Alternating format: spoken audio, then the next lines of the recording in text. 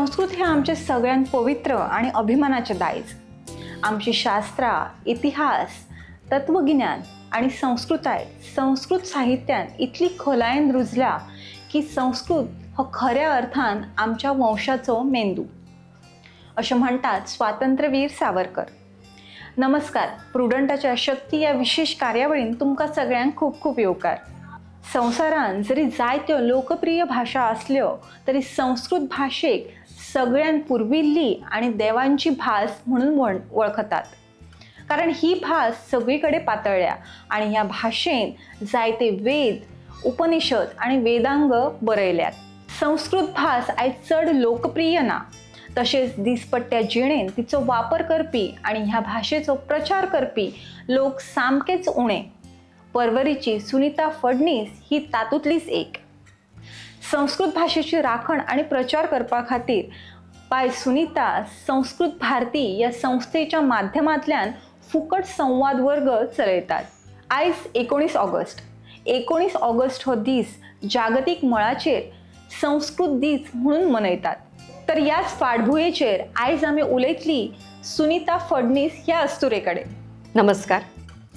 आज नारळी पौर्णिमा, रक्षाबंधन. हाच दिवस संस्कृत दिवस म्हणून सुद्धा साजरा केला जातो. तेव्हा नारळी पौर्णिमेच्या आणि संस्कृत दिनाच्या सर्वांना खूप खूप शुभेच्छा. सुनीता मॅडम, तुमचं आमच्या या कार्यक्रमात खूप खूप स्वागत. आणि आज संस्कृत दिवस आहे आणि संस्कृत भाषेसाठी तुमचं जे कार्य चालू आहे त्यासाठी तुम्हाला सर्वात अगोदर खूप शुभेच्छा.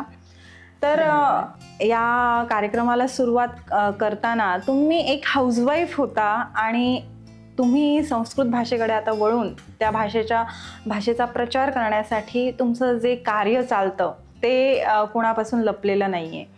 तर सर्वप्रथम तुम्ही ह्या भाषेकडे वळण्यामागचं कारण काय? कारण आज आपण पाहतोय जिथे तिथे इंग्रजीचा अट्टहास आहे. म्हणजे इंग्रजी शिकण्यावर जेवढा भर दिला जातोय तेवढा क्वचितच इतर भाषा शिकण्याकडे लोकांचा कल असतो. आणि त्यातही संस्कृत भाषा ही खूप जुनी भाषा आहे.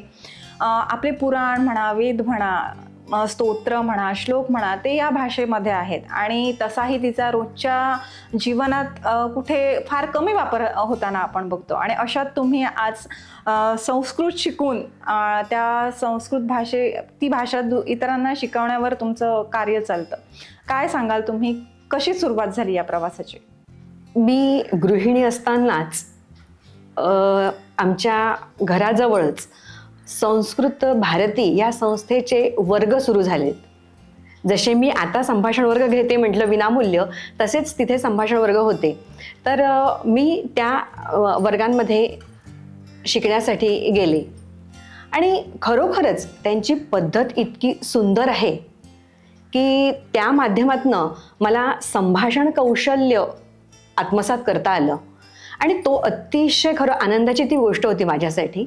मी शिकले आणि माझ्या पाठोपाठ माझ्या यजमानांनी पण संस्कृतचा वर्ग जॉईन केला. सरस्वतीच्या वर्गाला ते पण जायला लागलेत आणि हळूहळू करत आमचं संस्कृत कुटुंब झालं. ही आमच्यासाठी खूप चांगली एक गोष्ट होती, अभिमानाची गोष्ट होती. आणि त्यानंतर मग आम्हाला म्हणजे जसं आम्ही शिकत गेलो तसं तसं एक एक गोष्टी कळत गेल्या की आपणही याच संस्थेमार्फत प्रशिक्षण घेऊ शकतो आणि इतरांना शिकवण्यासाठी, ही भाषा शिकवण्यासाठी प्रयत्न करू शकतो. मग आणि उत्साह वाढला आणि मी ते प्रशिक्षण घेतलं आणि त्या माध्यमातनं मग हा माझा प्रवास सुरू झाला. आवड म्हणाल तर लहानपणापासून आपण स्तोत्र, श्लोक जे ऐकतो ती आपल्या बोली मराठी भाषेपेक्षा वेगळे आहे हे जाणवतं. मग प्रत्येकवेळेस ही संस्कृत भाषा हे ऐकायचं आणि संस्कृत ऐकायला फार गोड आणि छान वाटतं संस्कृत श्लोक, स्तोत्र म्हणताना. मग ती एक आवड मनामध्ये होती आणि ही संधी या संस्थेने उपलब्ध करून दिली. त्या माध्यमातून मी इकडे वळले. तुम्ही आताच म्हटलं की आपण लहानपणापासून जी काही स्तोत्र म्हणतो, श्लोक म्हणतो ते संस्कृत भाषेत असतात. आणि एखादं स्तोत्र पाठ करायचं असेल किंवा ते मुखोद्गत करायचं असेल तर त्यासाठी खूप साधना करावी लागते. ते पुन्हा पुन्हा म्हणून त्याचे उच्चार आहेत ते स्पष्ट यावे लागतात. आणि संस्कृत भाषा असल्यामुळे ती थोडीशी कठीण असा समज आहे सर्वांमध्ये. कारण आपण स्तोत्र पाठ करताना किती आपली हे होते, पंचायत होते, ते आपण बघतो. तर असा एक समज आहे की संस्कृत भाषा ही शिकायला बोलायला खूप कठीण आहे आणि प्रत्येकाचा असतो हा समज. तर तुमच्याही बाबतीत असं होतं का, आणि असं असलं तर तुम्ही त्याच्यावर मात करून कसं पुढे गेलात?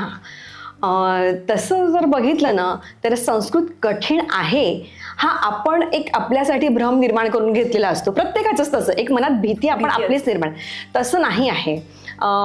कसं आहे की आपण एकदा करून बघितलं की मग ते आपल्याला सहज आणि सोपी वाटेल लागते. आणि खरं तर मी म्हणजे याचं श्रेय संस्कृत भारतीला पण देईल, कारण त्यांनी शिकवण्याची जी पद्धत एक म्हणजे विस्तृत केली आहे, स्वीकारली आहे, सोप्या पद्धतीने कसं आपल्याला आणि व्यवहारातले उदाहरणं देऊन आणि अतिशय सोप्या शब्दांचा परिचय करून छोटी छोटी वाक्य, तर त्या याच्यातनं जर आपण माध्यमातून जर शिकलो तर आपल्याला ते संस्कृत समजायला लागतं. आणि त्या भाषेचं म्हणजे एक वैशिष्ट्यच आहे की आपण ते जेव्हा वाक्य तयार करतो किंवा जे शब्दांचा परिचय, त्यातनं आपल्याला विभक्ती म्हणजे व्याकरण सुद्धा थोडं थोडं कळायला लागतं त्यातलं. आणि ते केल्यानंतर आपण जे स्तोत्र श्लोक म्हणत होतो आजपर्यंत त्याचा अर्थ किती छान आहे आणि किती सहजपणे आपल्याला ते उलगडत जातं, तेव्हा तो आनंद अतिशय म्हणजे असतो. आणि मग आपल्याला त्या क्षणी आपली भावना होते की नाही, संस्कृत कठीण नाही आहे. आणि हाच खरं आम्ही मुद्दा घेऊन किंवा एक ध्येय घेऊन आम्ही सगळीकडे म्हणजे प्रचार आणि प्रसार करतो की आपल्या मनात भीती आहे म्हणून आपल्याला संस्कृतबद्दल असं वाटतं की कठीण आहे. पण प्रत्यक्ष जर आपण ते शिकलो, आपण समजून घेतलो, तर ती भाषा कठीण नाही असं माझं तरी मत आहे. नक्कीच. आणि आताच तुम्ही संस्कृत भारती विषयी आपण बोलताना बऱ्याचदा उल्लेख झाला संस्थेचा. तर त्या संस्थेच्या माध्यमातून नक्की कार्य काय चालतं संस्कृतच्या प्रचारासाठी? म्हणजे कोणत्या माध्यमातून संस्कृत भाषा जास्तीत जास्त लोकांपर्यंत पोहोचावी यासाठी या संस्थेचे प्रयत्न सुरू आहेत, काय सांगा? नक्कीच. संस्कृत भारती आबालवृद्धांसाठी कार्य करते. म्हणजे अगदी लहान मुलांसाठी आमचं संस्कृत बालकेंद्र असतं. त्यामध्ये आम्ही मग छोटी छोटी अगदी बालगीतं ती अभिनयासह शिकवणं किंवा काही वस्तूंचा परिचय करून देणं. तर ते इतकं असं आनंददायक शिक्षण आहे की त्या गाण्यांच्या त्या श्लोकांच्या माध्यमातून मुलं सहजपणे संस्कृत शिकतात. हा एक बालकांसाठी उपक्रम आहे. तसंच महाविद्यालयीन जी विद्यार्थिनी आहे, विद्यालयातले विद्यार्थी आहे, त्यांच्यासाठी देववाणी परीक्षा आहे. 5वी पासून 10वी पर्यंतच्या विद्यार्थ्यांसाठी वेगवेगळ्या परीक्षा घेतल्या जातात. आणि आमचे प्रशिक्षण पण म्हणजे वर्गात जाऊन शिकवल्या पण जातं आमच्या कार्यकर्त्यांकडनं. आणि त्या माध्यमातून तिथे गोडी निर्माण होते. तसंच अनौपचारिक केंद्र आमची चालतात. अनौपचारिक केंद्र म्हणजे सगळ्यांसाठी खुली आहेत. ती कोणीही म्हणजे अगदी 18 वर्षाच्या वरची साधारण जी असतील त्यांनी कोणीही त्या वर्गामध्ये प्रवेश घ्यायचा. पण त्यांना पूर्व संस्कृत ज्ञानाची गरज नाही, कुठली माहिती त्यांना आहे नाही याची काहीच आवश्यकता नाही. कोणीही त्या वर्गामध्ये येऊ शकतं.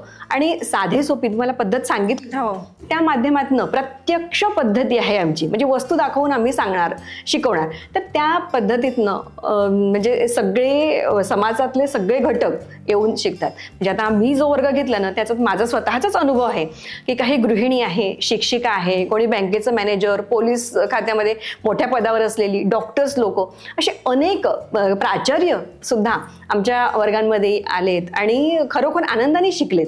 त्यांनाही खूप आवड निर्माण झाली संस्कृतबद्दल आणि संस्कृत कार्य त्यांनी आपापल्या परीने हातभार सगळ्यांनीच लावला आहे.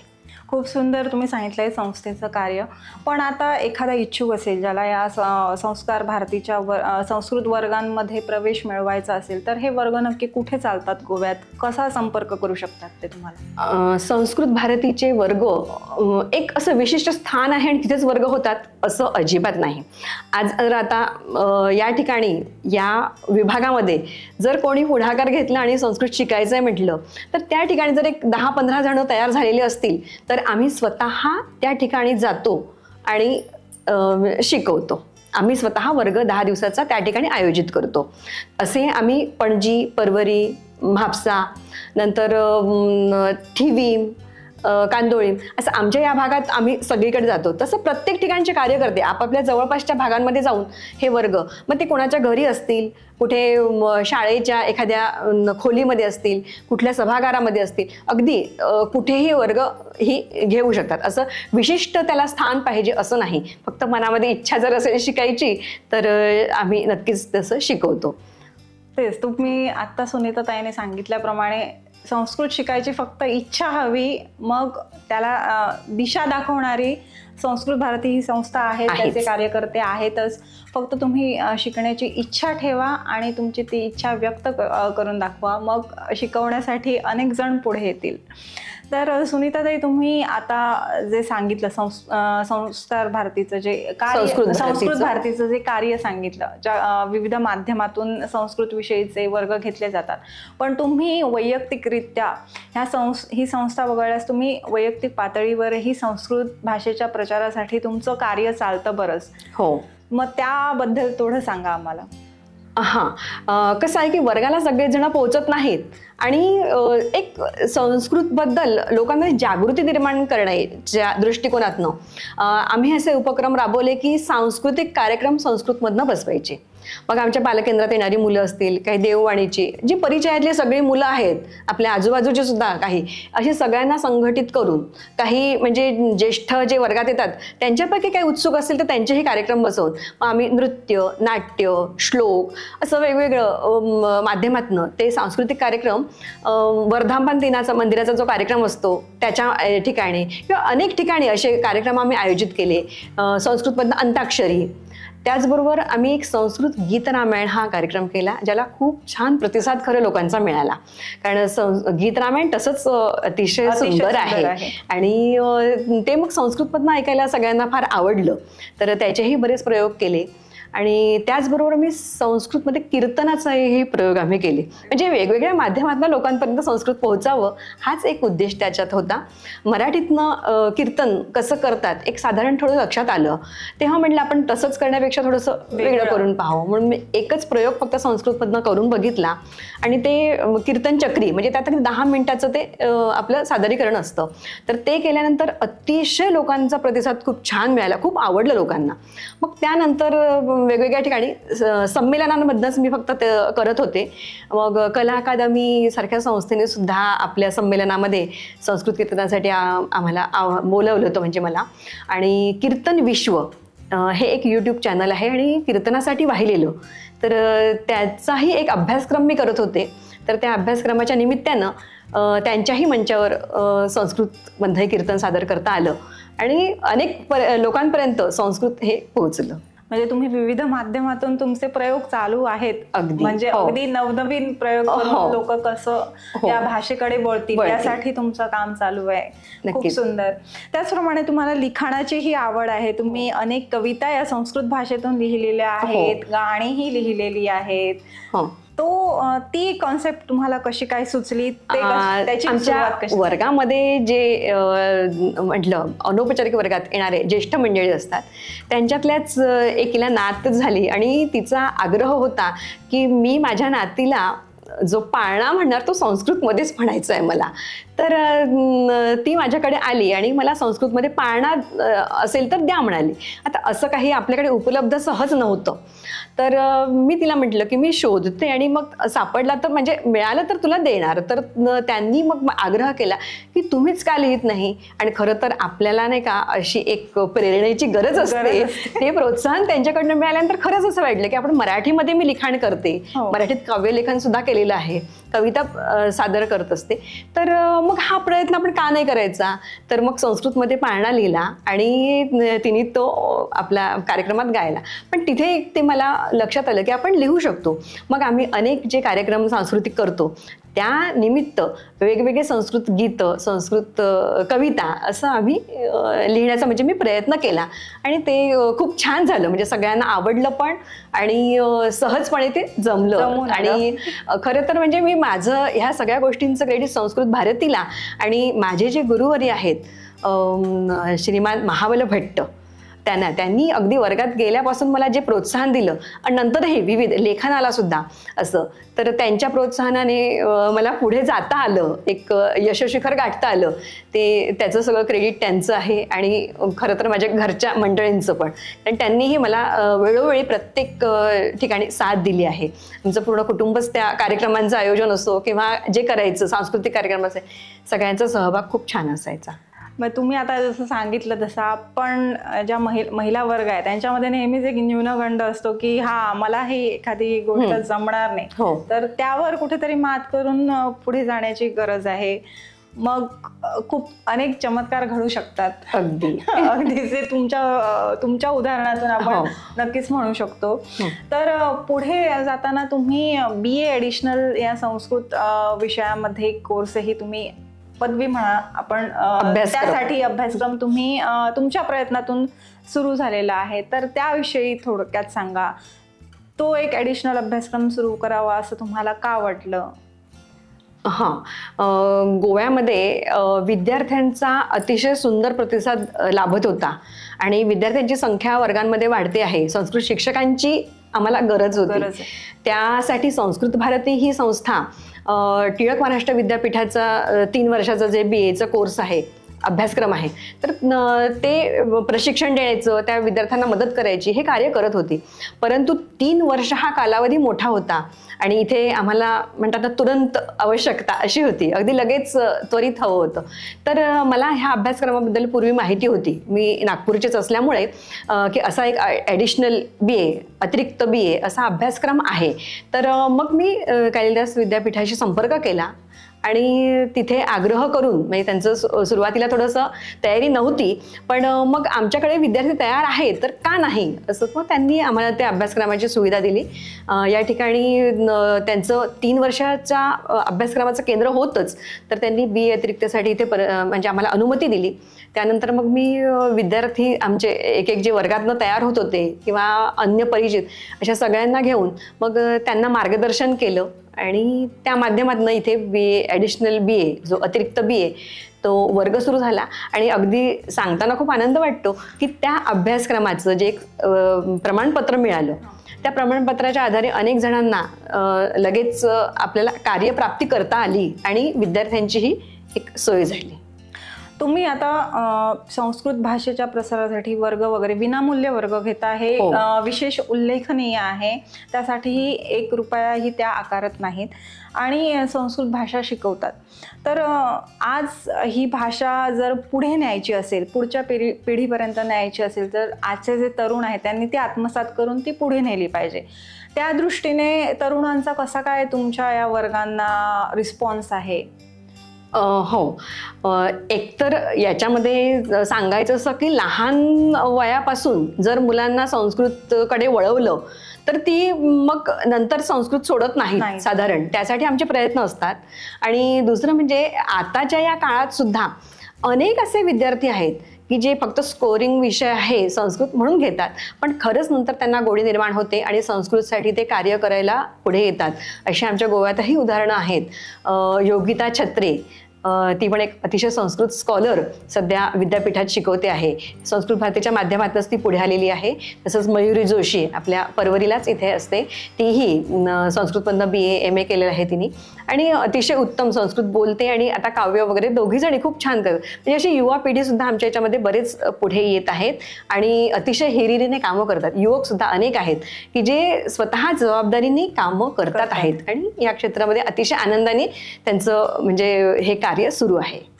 ताई, तुम्ही म्हणजे आपण बघतो लग्न झाल्यानंतर घर, संसार, मुलं बाळ याच मध्ये एक बाई अडकून पडते. मग ती जर नोकरी करत नसेल तर तेच तिच्यासाठी तिचं जग असतं. तुम्ही अगोदर हाऊसवाईफ होता आणि अशा काळात तुम्हाला संस्कृतची गोडी लागली, त्यानंतर त्या दृष्टीने तुम्ही ती भाषा आत्मसात केली, त्याच्यात तुम्ही MA केलं, मास्टर्स केलं आणि आज तुम्ही याच भाषेच्या प्रसारासाठी तुमचं कार्य सुरू आहे. आणि आत्ता जे काही तुम्ही सांगितलं त्या दृष्टीने तुमचा शेड्यूल किती बिझी असतो, तुम्ही खरंच किती काम केलेलं आहे हे दिसून येतं. पण या सगळ्या एकूणच प्रवासातील अडथळ्यांविषयी बोलायचं झालं, कारण कुठलीही गोष्ट करणार म्हटलं की त्याच्यात अडथळे असतातच. सरळ सहज अशी गोष्ट कुठलीच होत नाही. तर अडथळ्यांविषयी बोलायचं झालं तर तुम्ही कोणते अडथळे फेस केलेले आहेत काय? खरंच अगदी म्हणजे एक पहिली एक गोष्ट अशी सांगावीशी वाटते की हे कार्य म्हणजे देव कार्य म्हटलं जातं आणि खरोखर मी त्याचा अनुभव घेतला की मला तसा कोणाचकडनं विरोध किंवा असं चुकीची एक पद्धत वागण्याची असं कधीही आढळलं नाही. लोकांकडनं अतिशय चांगला प्रतिसाद मिळाला आणि सर्वतोपरी सहाय्य समाजातनं सगळ्यांचंच मिळालं आणि खूप छान आमचं कार्य खरं सुरू होतं. पण काही गोष्टी अशा असतात की ज्याच्या अडचणींबद्दल म्हणजे ते कोणाच्या हातात नसतं. असं एक अपरिहार्य कारण झालं की माझ्या मिस्टरांची अतिशय तब्येत खालावली काही वर्षांपूर्वी आणि त्यामुळे आम्हाला दोघांना थोडंसं कार्यापासून अवरुद्ध व्हावं लागलं. आताही यथाशक्ती आम्ही ते कार्य करत आहोत, पण जो पूर्वी अगदी एक ओघ होता तो थोडासा मंदावलाय. पण अगदी खात्री आहे की काही दिवसात पुन्हा नव्याने त्या कार्याला वाहून घ्यायचं असं अगदी दोघांचंही आमचं मानस आहे. आता सगळं आपण एवढं बोलतोय संस्कृतविषयी आणि आज जे तरुण व्ह्युअर्स आहेत आज आपल्या या प्रोग्रामचे, त्यांना तुम्ही या संस्कृत भाषेकडे वळण्याविषयी काय एक छोटासा मेसेज द्या? संस्कृत ही सर्व भाषांची जननी आहे आणि आमची सांस्कृतिक भाषा आहे. तेव्हा फक्त हा विषयामध्ये गुण खूप चांगले मिळतात म्हणून फक्त शिकण्याचा अट्टहास नको, तर ह्या संस्कृत भाषेमध्ये गोडी आहेच, पण खरोखर ज्ञान, विज्ञान, तंत्रज्ञान याची ती भाषा आहे. तर अतिशय निष्ठापूर्वक ती भाषा शिकावी अशीच मी त्यांच्याकडनं अपेक्षा करते. ताई, तुम्ही वेळात वेळ काढून आलात, आमच्या प्रोग्राममध्ये जॉईन झालात आणि एवढी सुंदर माहिती दिली संस्कृत भाषेविषयी. त्याचप्रमाणे तुमचं जे कार्य चालू आहे त्याविषयी आम्हाला सांगितलं. खूप खूप धन्यवाद तुम्हाला. आणि भविष्यात तुमचं जे काही तुम्ही प्लॅनिंग केले असतील या संस्कृत भाषेच्या कार्यासाठी, ज्या काही तुमच्या योजना असतील त्यात तुम्हाला भरभरून यश मिळू दे एवढंच मागते. धन्यवाद तुम्हाला. धन्यवाद. तर ही आशिल्ली सुनीता फडणीस. ताणी सांगला तशें आयज आमी पळयता स्कुलांनी इंग्लीश किंवा आवय बापूय म्हणुया आपल्या भुरग्यांक इंग्लीश भाशा शिकची, फ्लुएंट इंग्लीश उलोवचें असो एक हट्ट आसता. पण ह्या फाटी खंय तरी एक आपली मायभास म्हणा किंवा ही संस्कृत भास जी आमची खूप पुर्विल्ली भास आसा, खूप पुराण काळातली भास आसा. ह्या भाशेन आमचे वेद जाव, जी पुराणां जाव ती बरयल्ली गेल्ली आसा आणि आयची जी तरुण पिळगी आसा ताणीच ही भास आत्मसात करून त्या भितरले ज्ञान घेवन ती फुडें व्हरपाची गरज आसा, जेणे करून ती टिकून उरतली. आयज आमी पळयता आयच्या दिसपट्ट्या जिणेन ह्या भाशेचो तितलोसो वापर जायना, पण खंय तरी ही भास उरपाक जाय जाल्यार आयची जी तरुण पिळगी आसा तिणी ही आत्मसात करून ताणीच ही भास फुडें व्हरपाक जाय, जेणे करून ती फुडल्या पिळग्यांक कळटली आणि ती तशीच उरतली. तर आयजच्या कार्यक्रमान आमी हांगाच थांबतात. परत एक फावट मेळुया नवीन एका अस्तुरे वांगडा. तितले मेरेन पळयत रावात प्रुडंट. नमस्कार.